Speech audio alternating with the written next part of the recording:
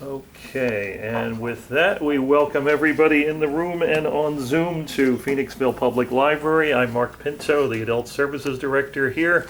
And in the library's continuing support for local authors, we welcome tonight Phoenixville's own Katie Bean, whose first book is Fragile Thoughts, a Healing Memoir. A little bit about Katie. Since 2008, she's worked as a master's trained health educator and recovery advocate, providing well-being coaching for individuals and groups.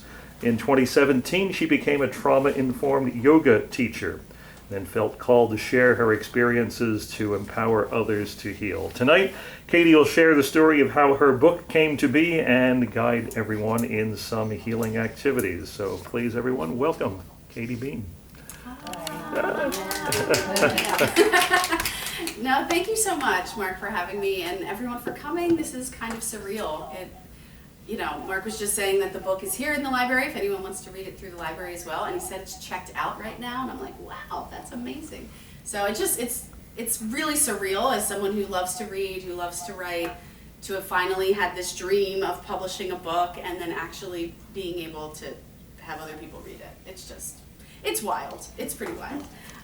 Today I am going to, as Mark said, lead you through a few of the healing activities that I talk about a lot in the book and what the book is completely based on. So if you haven't had a chance to kind of look at the back cover, Fragile Thoughts, a Healing Memoir came out in 2023. And it really talks about the tough stuff I've been through in my life, the struggles that we've all had, whether it's based in fear, grief, loss, the whole gamut of all the things that we all deal with as human beings. With maybe some unique ones, like I had a speech impediment as a kid, and so I really had a hard time speaking. My younger self would be cringing at me doing this right now, actually. I've come a very long way. And so, maybe some more unique things, but at the base, everyone tries to find their voice, right? So it's stuff that we all have been through, but instead of focusing on the difficult things, I try to focus on how I healed from each thing. So within each chapter, I talk about whatever the situation was, but I talk about how I was able to overcome it using one of three powerful healing tools that have worked for me. One is writing in and of itself. It's very therapeutic and very healing. I've been writing my whole life, and so, I've been writing this book actually my whole life. It's kind of interesting. So writing in and of itself is so powerful that at the end of every chapter there's 5 journal prompts based on the themes of that chapter for people to, for the reader to become the writer, basically. There's also yoga-based activities at the end of every chapter. They're all accessible to everybody. The ones that are in there, they're things like mindfulness, meditation, and breathing, the different practices that have been really powerful and helpful for me in my healing journey. And the third part of my own process that I find really healing is being vulnerable and sharing in a community. When you have other people and you get that sense of knowing that you are not alone, that there's something to that is really powerful and really healing. So the book in and of itself is pretty vulnerable, as we were just talking about. And so tonight, what I wanted to do is practice those 3 things together with us. But first, I want to share a little bit about how the book came to be, share a little bit about the publishing process. I think people are just interested in that, so I'll share a little bit there.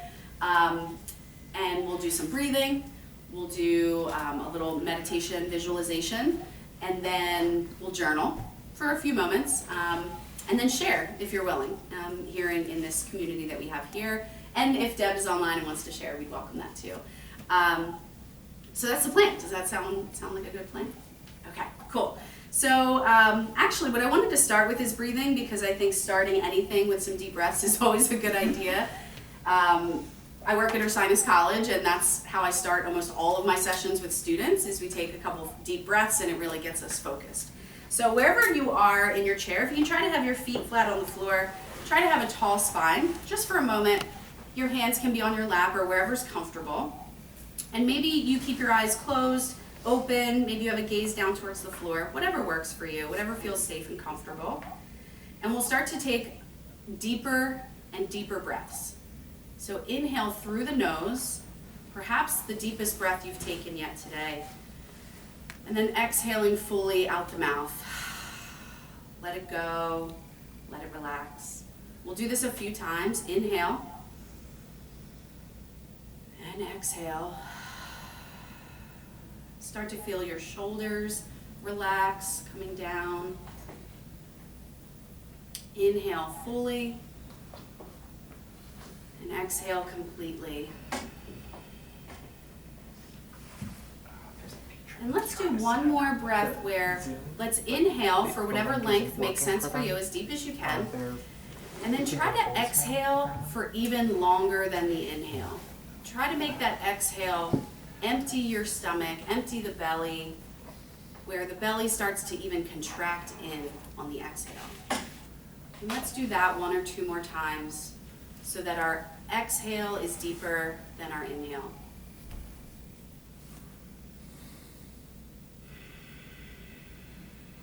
Pull that belly in, let it contract on the exhale.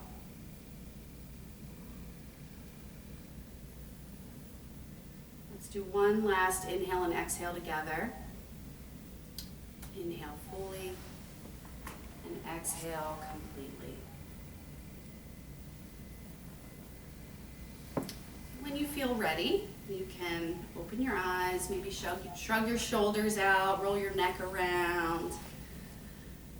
Kind of come back into this space. Thanks for doing that. I need that to get started, so thank you for following along. And what's really powerful about that extended exhale, when we exhale enough that our belly contracts and comes inward, it's actually a physical signal to the brain that you can turn off the stress response. We're safe. We wouldn't be able to breathe as deeply as that if there was a threat in our environment. So even if our stress response is turned on from work-related stress or kids or whatever else is going on in our life, that stress response comes on and we can turn it off with deep breaths, specifically contracting the belly. So thanks for following along with that. So how did this book come to be? So really, like I said, I've been writing it. I'm a writer. I've been writing my whole life, especially as a kid with a speech impediment. I did not want to speak when I was little. So I became a really quiet, really shy kid, and writing was my friend. Reading and writing was like what I did as a kid. I remember writing stories, and my mom would help me like staple them together and like make little books out of my stories as a kid. I had friends. I had some close, neighborhood kids that I was friends with, and I didn't even realize I had like a bad speech impediment until I went to school. And then that was pretty clear once I went to school that I was different. And then, that kind of led me to revert even more into reading and writing as my outlet. But how did the book really come to actual fruition is because of COVID, which, I don't want to say there's anything positive that comes out of it, but perhaps this. So the winter of COVID, so December 2020, I was doing my Word of the Year practice. It's a practice I had been doing at the time for about 3 years.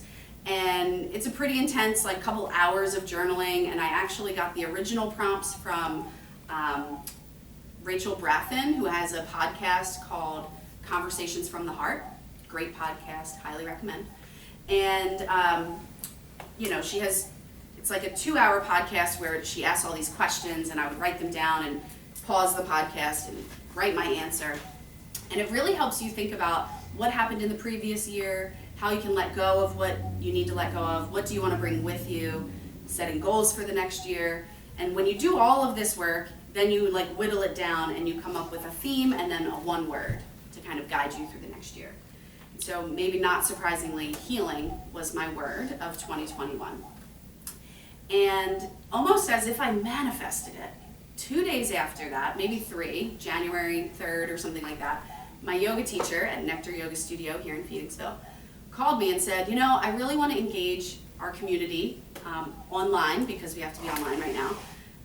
And I wanted to start a book club, but that sounds like your thing. Do you want to run it? And I was like, yes. One of my goals under my Word of the Year of Healing was to read more books. I'd kind of fallen away from it over the past little while, busyness of life. And I specifically said I want to read 5 books that year, which is laughable now because I'm back in the habit. And I think I've read 35 already this year, so I'm building back up. But at the time, I was not reading very much, and I needed it. So I was super excited to start this learning circle, is what I called it. It was going to be a book club with a self-study twist. So we weren't just going to read the book and talk about the author's journey. We were going to use the author's journey as a jumping off point to talk about our own lives. So we used all kinds of books that year. The very first book was Glennon Doyle's Untamed, if anyone's read that, really good book. And it was so powerful, the sharing in that community about our own lives, using Glennon's words. I incorporated yoga into all of our sessions. There was either breathing or mindfulness. There was always journaling too in the sessions, and there was journaling homework in between the sessions. It became like one of my classes that I run at school. And it was so life-changing. It truly was. I bonded with these people. I didn't know any of them prior to that first group. It was just everybody joining from the studio. I had worked with one of them like casually, but I didn't know anyone. And now I can honestly say a lot of them are my best friends years later. So it was a very powerful experience, this learning circle. And I just kept having these synchronicities that kept coming up. Like I would say to the group, we were talking one night about our dreams and like long ago wishes. And I was like, I've always wanted to publish a book. Just as a kid, I love writing. I've always wanted to publish a book. I don't know what it would be about, maybe my memoir, but I'm not even 40 yet, I said at the time, so like, who am I to like write a book about my life, And they were all so supportive, and all of them said, you should write your story, because everything you share here is really powerful, and I think people would benefit from it. And they were so motivating, right? And a lot of my goals that year was to write and journal and read and write and journal. So there was so much I was like accumulating word-wise. My word count was pretty high. And so with all that writing, one of the synchronicities that I wanted to share actually at the end of the academic year was in May of 2021. And I work with students, and at the end of the year I had 34 students that year. And I bought, how they sell these like rocks with just words on them. And I bought a box of 35 so that everyone in the class and then I could have one, and everyone picked one out of the bag, and then we talked about what it's either giving you something you need, or maybe it's something you have in excess that you can give away. Every rock had something different on it, whether it was love, peace, gratitude, different things. And after everybody went, the very last one I picked out, and it said healing. Isn't that fabulous? I was like, oh my gosh, how is that possible, right? And so it just kept motivating me more and more. I'm like, I'm on the right path. I'm on the right path. I just have to keep doing what I'm doing. And so came around my next word of the year practice. So now it's the end of 2021, coming into 2022, and I do my practice again. I'm journaling, and I'm like, what do I want to focus on? And that year, my word of the year became freedom. And that meant a few different things. It meant financial freedom. I was almost done paying off my student loans, and I really wanted to focus on that because, darn it, I was almost 40, and I was like, I got to get rid of these things. So that was one part of it. But the other part of it was freedom from caring about what other people think of me, right? Like freedom of just like not having to worry about how I'm perceived, because that was something that I had brought with me my whole life. That's something that I imagine a lot of us deal with, but I was definitely still dealing with that and wanted to be free from that. And so freedom became my word of 2022. And what I did on January 1st, 2022, was I wrote on LinkedIn, I said, you know what? This is the year I'm gonna publish a book. I'm like, January 1, everybody sets goals and puts it out in the world. Put it out in the world. This is the year I'm gonna publish my book. And I had friends comment, people who knew people, and within about a month, I was connected with a publisher that I ended up going with. So again, just synchronicities, things just kept happening, and it was just, to say it was easy sounds weird because publishing a book is not easy, but it was almost easy. It was like things just kept falling in line. So I want to share a little bit about how that publishing process went, because I know that that's, an interesting thing that a lot of people want to usually ask me about. So I actually joined a publishing company that is a hybrid publisher. You will hear a lot of positive and a lot of negative things about hybrid publishing. Some people don't like it. Some people, I enjoyed it. I thought it was really great for me and what I was looking for. So we have traditional publishing, which, you know, you sell your book and your rights and your story, and they give you a check, and then they give you royalties. It's usually very, very small, and that's traditional. And you really only get those anymore if you're like famous, if you have a big following, if you've, you know, that kind of thing. Little old me, I don't know that would have worked for me. I didn't even try, to be honest, so I just didn't think that was possible. And self-publishing just felt really hard. It's a lot of work, and I knew some other people that did it, and I just knew how much effort it took, and I was like, this hybrid seems like a good fit for me. What hybrid did was they set us up first in a class, which of course I'm like, I love learning, and I love classes, and I love groups. This sounds like it for me. And so I had a weekly class that I signed up into where they taught us all kinds of stuff about the publishing process, about marketing, about even things about writing. It was like how to create good hooks was a whole like couple weeks in a row. It was just really an interesting, informative class that I was a part of. And I really enjoyed it, and it was like a 7-month, I believe, class. And at the end of that class, I had a whole manuscript. So it was like 7 months of weekly class time where I would Zoom in, and it would be like, I think, a 2-hour class. And honestly, I didn't listen very much. I kind of just spent the time writing. Maybe don't tell them that as much. And then, of course, I was also writing every Friday night, all weekend long. I had a full-time job while I was doing this. And so it was, what was also really cool about it was they connected me in the beginning, and they connected everybody with a developmental editor. And that person kind of helped you develop the structure, not the structure, that's someone else, a developmental editor. Like, they talked about your overall overarching goal, what you think it will look like, just your overall plan, basically, for the book. And that person was lovely and helpful. I met with her not too often. I met more often with a structural editor. That came second. And she was really, really helpful, really helping me put it into chapters. So like, I had my story, I'm not creative, this is just my life. So I didn't have to imagine anything. I didn't have to make anything up. I find, you know, fiction writers are amazing. I don't know how they come up with that, you know? This is just what I lived through. So I didn't have to be creative in that sense. But I did have to be creative in the hooks and in how to write it and where to start and stop certain stories. And she was really helpful, the structural editor, in helping me make it a good, fast read. And so a lot of feedback I've gotten of people who've read it is that it's a pretty quick read because it flows pretty well. Hopefully you'll think that too.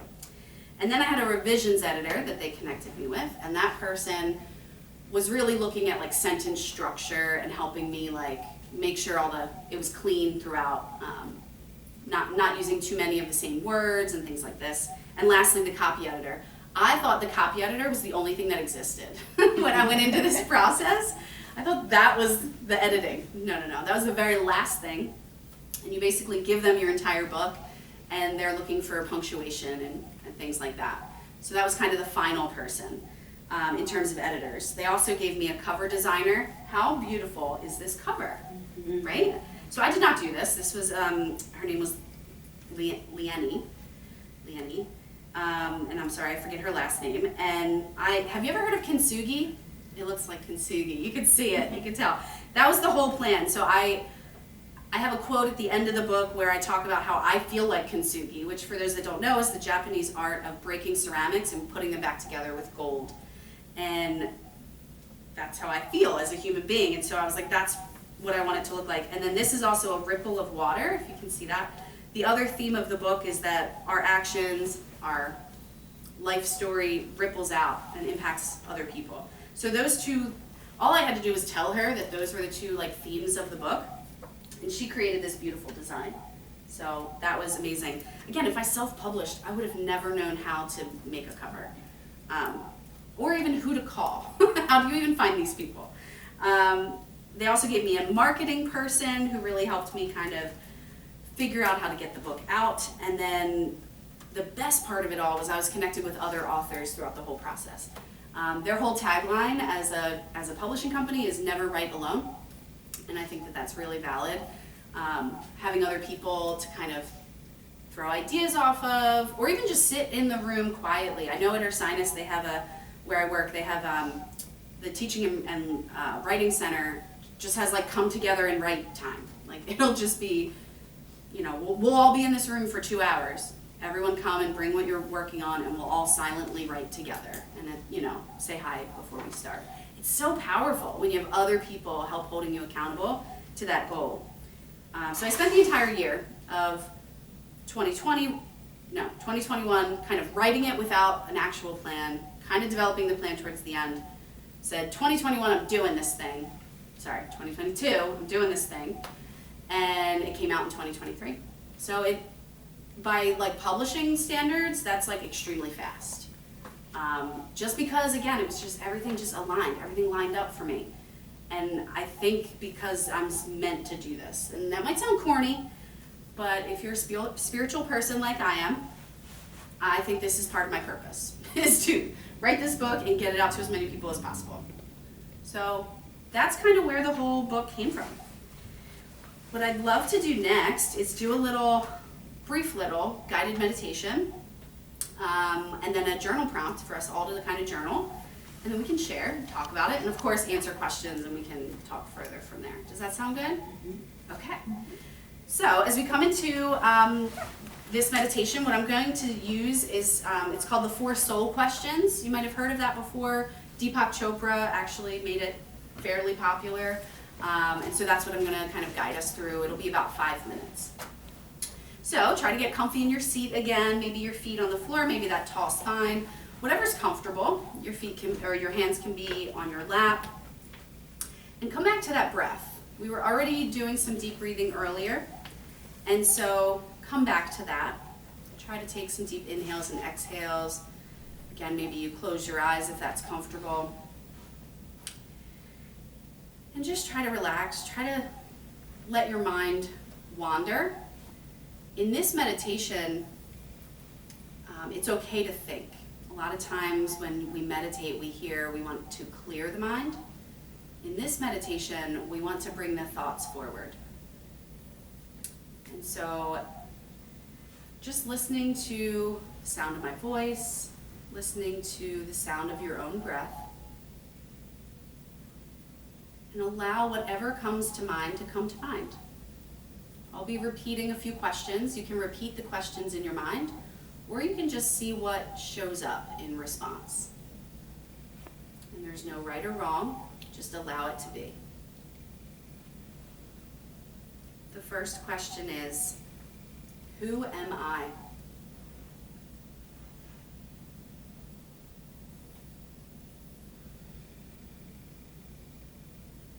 Who am I?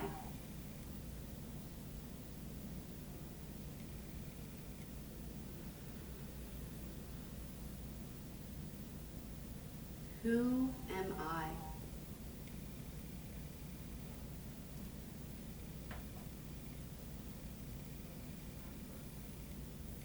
The second question is, what do I want?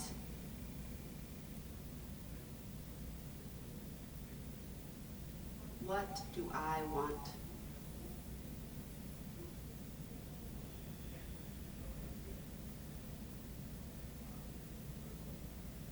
What do I want?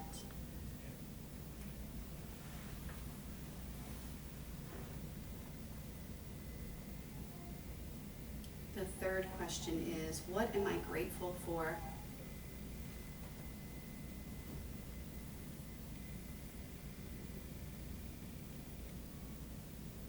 What am I grateful for?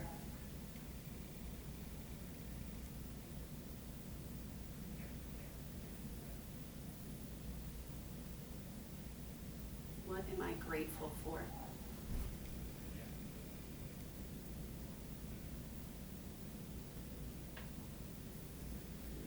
And the last question is, how can I serve?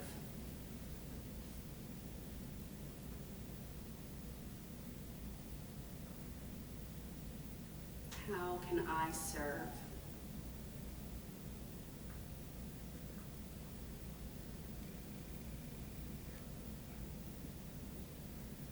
can I serve?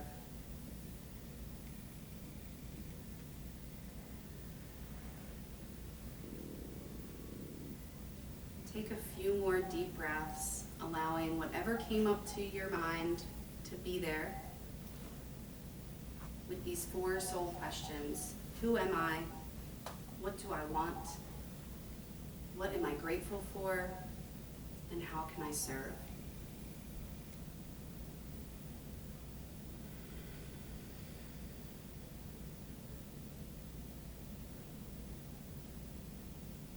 Whenever you feel ready, you can open your eyes, maybe pick up your notebook, your journal that you have here with you, and just write whatever comes to mind about that.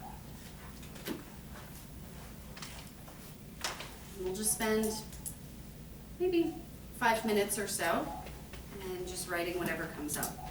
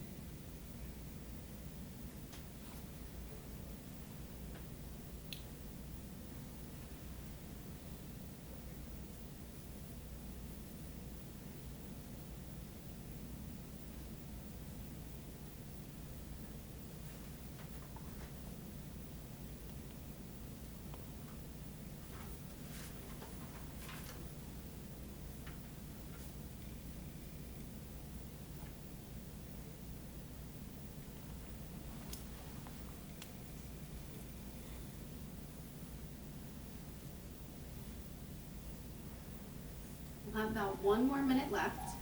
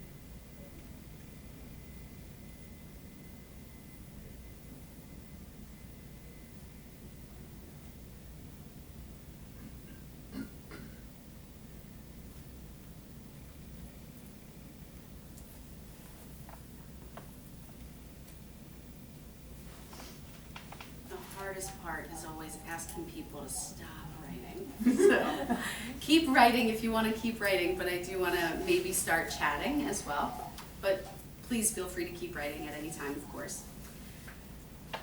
I just wanted to see if anyone was willing to share or wanted to share anything either that came to their mind or anything that they wrote about.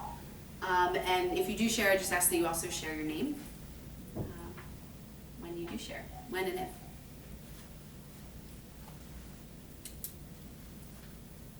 I can go first. Sometimes that helps, right? Happy to go first. One of the things I wrote in terms of what came to my mind and what I wrote about of that question of who am I wrote I am a star, and meaning like I am stardust, I am made of the stars. I've actually been doing a yoga practice with my students over the past couple weeks where I have everybody stand in star pose, which is a yoga pose, where you take up as much space as you can, and instead of just doing the pose, I have everyone say after me, I'm a star, you're a star, we're all stars. And so it's just been on my mind lately.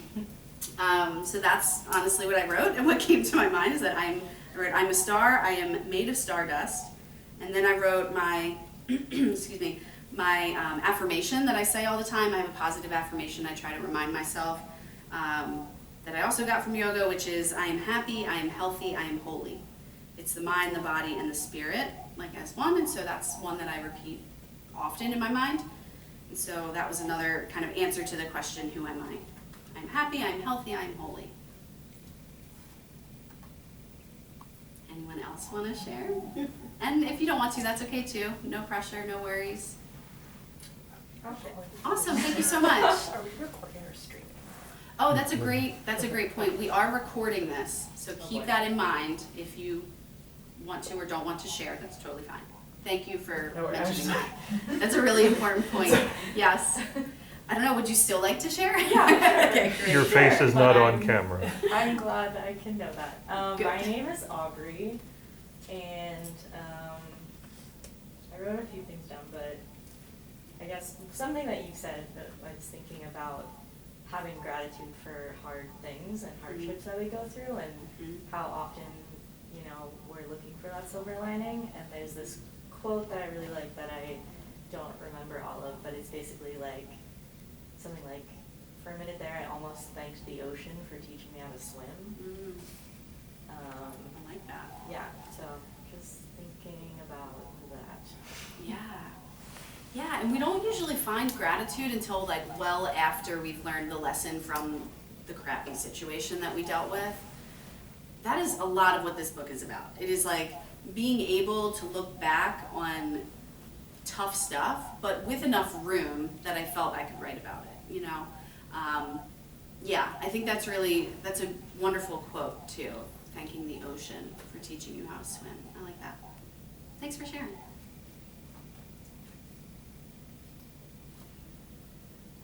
Yeah, Share. thank you. I'm Mary. I read about a couple of them, but I think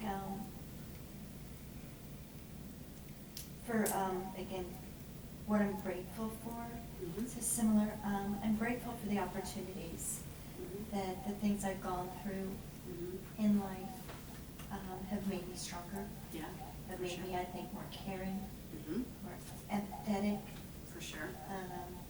And I'm grateful for all that life has given me, past, present, and what the future may hold. Beautiful. That's beautiful. And similar to what Aubrey was saying in terms of being able to see the challenges as opportunities for growth. I really believe that we are all here on this planet to learn and grow for our soul's development. And that's just my spiritual practice. That's what I think. And so everything we deal with like comes from that place of learning something, of trying to grow in some way, of like, you know, being able to evolve as a human being in some kind of way, as a star in some kind of way. So thanks for sharing that. It seems that that's coming up for a few of us. Cool. Yeah. Hi, my name is Kathy, and I started out with the last one. The way I can serve now is to continue my healing journey, developing a stability in myself so I can be who I am. A woman, a person, a wife, a mother, creative, resilient, brave. I am grateful for all the many blessings in my life through the years. I want to be comfortable in myself, compassionate, gentle. Beautiful. Thank you so It was much. beautiful. Thank you for sharing that. We're all on a healing journey, right? In all different kinds of ways, but that idea of like needing to process, I find writing so powerful to process. Do you write normally? Mm-hmm. I can kind of tell. You've got a nice way with words. This has been a hard year for me, and I'm getting through it, but it's been a hard year. I mean, I'm growing through it, not getting through it, growing through it. Beautiful. But it's caused a lot of re-looking at things and slowing down. Mm-hmm. Coming to a workshop like this, which I wasn't sure about. Mm-hmm. Mm-hmm. So, yeah. And, thank you. Thank you so much. There's real power in being able to kind of say what's we usually hold in our heads or inside in some way. So thank you, because that allows other people, it can, all of us, every time we share something, it allows other people to be like, oh wow, me too, or that relates to me in this way, or, I can relate to that in some kind of way to say, you're not alone, and you're not alone, and you're not alone, and you're not alone, and none of us are alone. And that's a beautiful thing, and that's part of the healing too, is to know that we're not alone in whatever we're dealing with. It's powerful. And I find writing to be that powerful friend that I could tell my journal things to, So it's almost as if I'm sharing with someone, if I'm sharing with my journal. Of course, it's also powerful to share with people. But the writing is helpful too. And I also find the writing, I can find connections I didn't know I previously, like if it just sat in my head, I couldn't make the connections. But when I put it on paper, it's like putting it on paper, now the pieces fall together, I can link them in ways I didn't know existed. I can like make it was a puzzle, it was a bunch of jigsaw pieces up here, but then I can see them clearly and put them together when I have them on paper. And that's what words do for me. And the power of writing really just like allows me to say, oh my gosh, that experience had me feel that, and that's related to that experience and how I felt then. And it's like I can make clear lines now throughout my history. I could say when I was this years old, this happened and this had this effect. And it's so wild because I couldn't do that for a long time when all the thoughts were up here. So thank you again, all of you, for sharing. Does anyone else want to share? Yeah. Just to say on that point of like putting things, I was, because I thought, oh, I'm not really writing about these questions, and then I realized, oh, I am writing about these questions. And which happens through words of like, who am I and how can I serve? So I'm a teacher as well, and this semester I'm working with more first-year students than I've ever worked with at once, and working with kids who are in such a big transition and who are learning the new expectations of a new place. I find myself, so how do I serve? I feel like that is how I serve, but who am I? Right now I'm like really struggling to find the right balance between like, I'm going to hold you guys accountable, I'm going to have really high expectations for you, like I'm going to, and sort of having to be like kind of sterner version, and then also wanting to just be there with like compassion for their transition. Of course. Flip-flopping between those two. I'm like, I don't know who I am right now as a teacher, like, because I feel like I go between like, you must have the book with you, to being like, I understand everything you're going through, but I have very high expectations of you, but I also don't want you to get burnt. And I feel like I don't know who I am as a teacher right now because I'm trying to figure out how to serve. So I just putting things in words really helps you conceptualize what's going on for yourself. Yeah, and that's fascinating too, because even as you say that what I heard you say is that you're, empathetic and compassionate and have high expectations, and you feel like you're going between them. I actually see them as like you. In just my view, I can't be have high expectations unless I have empathy, and I can't be empathetic without high expectations. It's almost like they are two sides of the same coin, maybe, and I can understand then flip-flopping between the two sides. But I think they have to coexist, Yeah. Yeah, thanks for sharing that though. And it's a tough year. These college students are getting more and more challenging as the years go on. This is my 17th academic year, and I'm telling you, it's different. It's different. And then I hire them. Right, and it's different. Yeah, for sure, for It's sure. different. And so how can we all work together to get this book be part of the curriculum for all high school students everywhere? Because I do think it helps if you can stop for a minute and pause and breathe. And if you can write what you're thinking and feeling. And if you can share in community and get feedback from community, it's just so helpful to be able to process and to be able to, heal. I mean, it all comes back to healing. That's what it is. Yeah. And learning to trust. Like Ooh. sometimes, Yes. you could be in a community, but they're not all trustworthy. Sure. And that's, Yeah, how do you build that kind of inclusive, welcoming, I don't want to say safe space because it's like you can't guarantee a safety, but a welcome, trusting, yeah, absolutely. And that's one of the things that, that learning circle that I talked about, that group of women, it ended up being women in that first group, that, when we came together, that's what we built. We built this trusting bond where people were sharing things that they had never shared with people, and that's why it was so powerful. It was so life-changing because people felt they were able to do that, and which was a shock to all of us. And that was not the intention. We were like, let's read Glennon Doyle's book, right? But it turned into that pretty quickly too, and that's the power of words. If you haven't read Glennon Doyle's book, I highly recommend it. What book is that? It's called Untamed. Who wrote it? Glennon Doyle. Who knows? The library might have it We here. have it here. You It's do. famous. Yeah, it's a very popular one. It came out January of 21, which is the timing of the book club and why we picked it. So it's still pretty new. There's also a journal that goes with it. Yes, I've heard about it. Do you have it? Yeah, my friend gave it to me. Is it good? Yeah, it's pretty good. So what is it like? Just different prompts on every Yeah, it page has- from kind of the stories of the book? Exactly. Yeah, I need to get that. Yeah, That sounds like, really you good. would really enjoy it. Yeah, that's right up my alley. Yeah, cool. Anyone else want to share? Okay.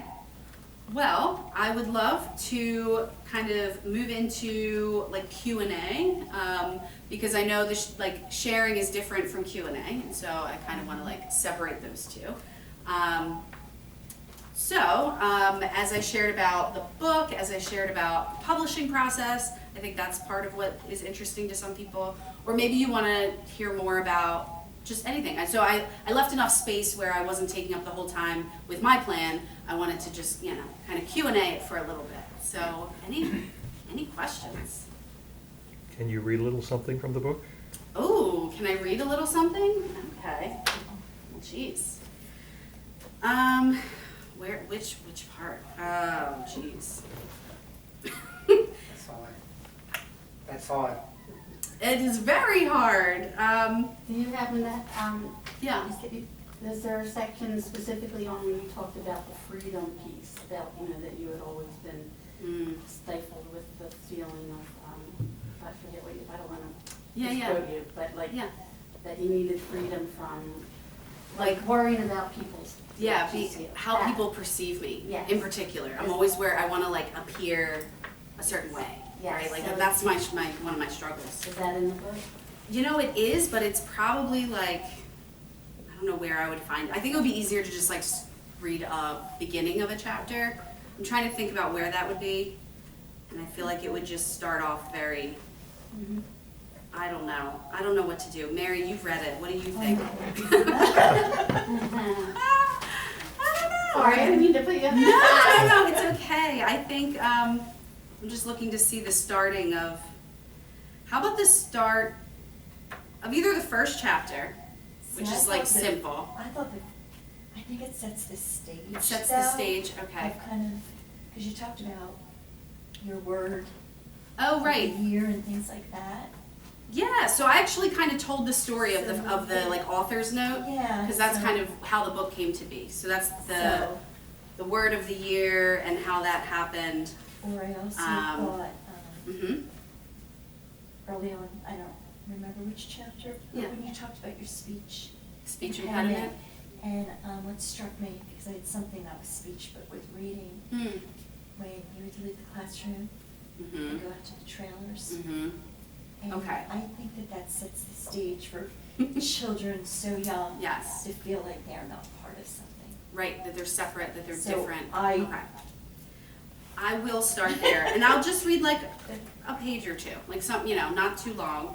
But chapter 1, Sally sells seashells down by the seashore, which is really funny because if I would have said that with my speech impediment, since we're live, I can say it for you now. It would have sounded like Sally sells seashells down by the seashore. So you would not have understood what I said back then. So, I used to fear these words. Just hearing them could make me sob. The other kids spoke these words in a sing-song voice, using a melody to bring them to life with joy and confidence. I was so scared that simply attempting to pronounce these words would show others my inferiority. Anxiety made the words quiver, while my tongue made the words sound like white noise. Hearing this and other simple alliterations would make my heart sink after being required to say it over and over again, year after year, in a small trailer outside of my little Catholic grade school, the place where students with special needs go. But going there did not make me feel special. The trailer stood alone, separated from the rest of the school, highlighting the way I felt when being sent there. I didn't really know I had a speech impediment until I went to school and was assigned to spend class time in that dirty, rusty trailer. But before going to school, I don't remember feeling different. I was just the youngest kid in my family of 3 girls. I wasn't treated differently by the family because of my lisp, but my sisters say I was treated differently because I was the baby. They are probably right. I know my dad and I had a special affinity for each other. I was supposed to be his first boy after 2 misses, but he had no luck again. So instead of getting his name, I got his initials. When my father called his boss to let him know he was a new dad and was taking time off, the boss told him to take all the time he had accrued because when he returned, he would be laid off. My dad was a hardworking, blue-collar man at the railroad, and he was about to be a stay-at-home dad with a 4-year-old, a 2-year-old, and a newborn. Excuse me. My mom was the main caregiver, but with my dad home too, we had extra time together and bonded right from the start. To this day, I'm still his favorite. I just had to put that in print for my sisters to read. Oh. So yeah, and I love that. I actually, when this was printed, my sisters did not know I put that in, and I was like, check out page 18 when I gave them the book, so that was kind of funny. I think it's still true. I'm still his favorite. So thanks for asking me to read a little bit. Is he still alive? Yes, he just turned 71. Okay. Yes. And for his 70th birthday, we're from this area. I'm from East Narton. That's where they still live. We did 70 minutes of 70 years, and we drove him around to all the places he grew up. So like to his first house, to his grade school, to his middle school, high school, his first apartment with his friends. We just did like a driving tour with him. It took like an hour and a half, and he asked him to tell us stories the whole time. It was actually really amazing. Sounds so sweet. Yeah, I recommend it for others in your life. It was a very cool birthday gift for all of us, I think. It's a great idea. Yeah. I'm Katie, it's Deb. Hi, Deb. How are you doing? Hi, you know what, I just pulled up to take Gabrielle to movie night. No one else showed up but another guy, so I guess no one's here. So I thought before I drive off, I just wanted to quickly put in a few cents. I use your prompts whenever I get stuck in my journal, especially who am I? So for anybody, if you're journaling is a great thing. I joined Katie, I think the 2nd year of her group. I've been going ever since. It's been such a great bonding. Her book I bought for a friend from high school because we both went through similar traumas. And actually, I'm probably going to get another one for another friend who's going through something. So it's a really good thing. It's by my nightstand. Sometimes I take it with me when I want to journal and read some things. That being said, Katie and I bonded over the Sally and the darn seashells because we both spoke with our back teeth and didn't know it until we went to school. So, but But it's a great book. I hope you all enjoy it. I'm just going to log off now and I guess drive back home. But thank you very much. I hope everybody really enjoys the book. It's one of my favorites. Thank you so much, Deb. And I did not pay her to do this, y'all. So thank you for you're just so sweet. I hope to see you soon. Thank you. Yeah, well, see you next month. Okay, guys, see ya.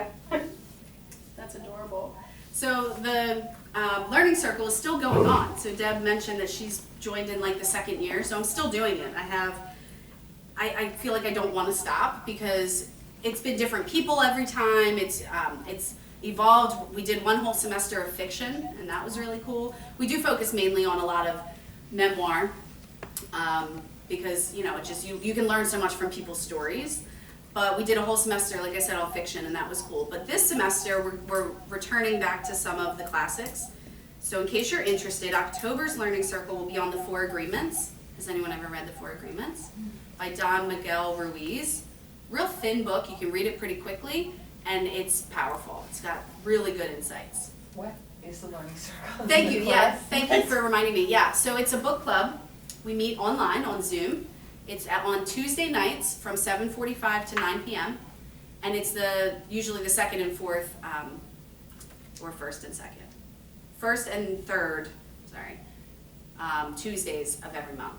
So October would be October 8th and October 22nd. And, so in those 2 meetings, we'll kind of do what we did here tonight. So that's kind of what the book outlines, which is reading a little bit, writing a little bit, doing some yoga-based activities. The hope is that you then are sharing it with others, right? And so I took that I took the learning circle, made it into a book, and now I'm still doing the learning circle. Is that a class from Assignments? Or it's just no, it's just what I do. It's just like or anybody can join. Anybody can join. You're all welcome to join. I hope you join. How do you join? Yeah, you join by, I have a QR code if that's helpful. The monthly learning circle, I have a website, and so you can go ahead and sign up on there. So October will be the 4 Agreements. November will be the Gifts of Imperfection by Brene Brown. You're nodding your head. That's a classic, right? I'm obsessed with Brene Brown. She's so good. And this is the book that I give to all my seniors when they graduate. Like, everyone gets the Gifts of Imperfection. It's like, that's the book I'm giving to people. So good. And then December 3rd and 17th will be Burnout, The Secret to Unlocking the Stress Cycle by Emily and Amelia Nagoski. So this is a really therapeutic group. Really. Yes, yeah. So it is, it is part book club, part group therapy. Right. Yes, for sure. And actually that's what I wrote on the sign. Part book club, part group therapy, completely life-changing. That's my little line about it. And then 2 other things just to share as we wrap up. I do a Word of the Year practice now, like publicly, and and I invite people to join me. I did it last year. My Word of the Year this year, in case you're curious, is playfulness.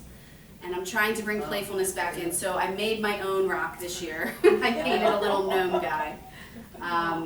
Instead of, because once I had this, I then try to have a totem or a something that when I meditate, I use throughout the whole year. So this is my totem for this year. So I'll be doing the Word of the Year practice, which I'll guide everyone through the journal prompts. It's a lot of writing, and I'll be doing it at Nectar Yoga Studio, which is on 3rd Avenue, on January 4th from 12 to 1:30. And that you would sign up through Nectar Yoga Studio if you were interested. And then lastly, I have a weekly publication because I realized after the book came out, I stopped writing as much as I was writing, and that was good for a couple months, and then I was like, oh wait, it's really helpful. I need to keep writing. So now I have a weekly newsletter that I send out. It's free, and if you want to get an email from me with whatever insights are happening in my life and some journal prompts at the end, then you're welcome to join, and I have a QR code for that too. Is there a handout that has that information? Or no, we have to take I have a bookmark, and that has the website listed on the back, so that could do it. Yeah. But yeah, so as we wrap up, I know we're recording, so thank you to everyone on the virtual worlds, and thank you all for coming. And one final question, where can people watching this video get your book? Oh yeah, so you can actually get it anywhere books are sold. Amazon online, Barnes & Noble online, and if you're here in Phoenixville, you can buy it at Reeds & Company on Bridge Street. You can come to the library and rent it out as well, of course. And I have my audiobook coming out soon. I've been recording it, which is a whole wild thing because now I'm sitting in a small, what feels like a trailer, and reading these words over and over again. And yeah, it's a full 360 from my childhood. Or 180? 360 or 180? 180. Okay, so full 180 from my childhood. And so that'll be out in a couple months. So thank you. Thank you. Appreciate it. All right. Thanks, everybody. Thank you.